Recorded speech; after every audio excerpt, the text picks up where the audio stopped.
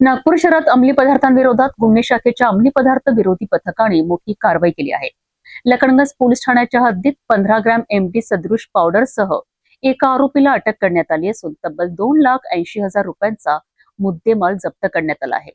या प्रकरणात आणखी एक आरोपी फरार असून त्याचा पोलीस शोध घेत आहेत.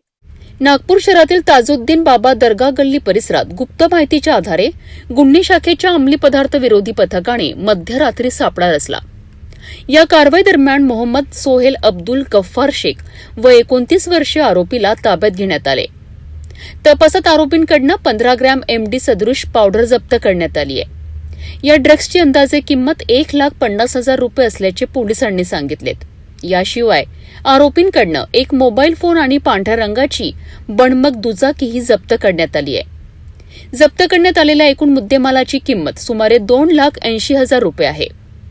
या प्रकरणात मोहम्मद नौशाद इम्रान मलिक हा आरोपी फरार असून त्याच्यावर यापूर्वीही एनडीपीएस कायद्याअंतर्गत गुन्हे दाखल असल्याची माहिती पोलिसांनी दिली आहे. आरोपींविरुद्ध एनडीपीएस कायद्याच्या कलम 8(क)22(ब) आणि 29 अन्वये गुन्हा दाखल करण्याची प्रक्रिया लखनगंज पोलीस ठाण्यात सुरू असून फरार आरोपीचा शोध सुरू आहे. नागपूर पोलिसांनी ड्रग्स विरोधातील कारवाई अधिक तीव्र करत अंमली पदार्थांच्या अवैध व्यापारावर कठोर कारवाईचा इशारा दिला आहे. नागपूर पोलिसांच्या या कारवाईमुळे अंमली पदार्थांच्या अवैध साखळीवर मोठा आघात झाल्याचे मानले जात आहे. फरार आरोपीला अटक झाल्यानंतर या प्रकरणात आणखी धक्कादायक माहिती समोर येण्याची शक्यता व्यक्त केली जात आहे.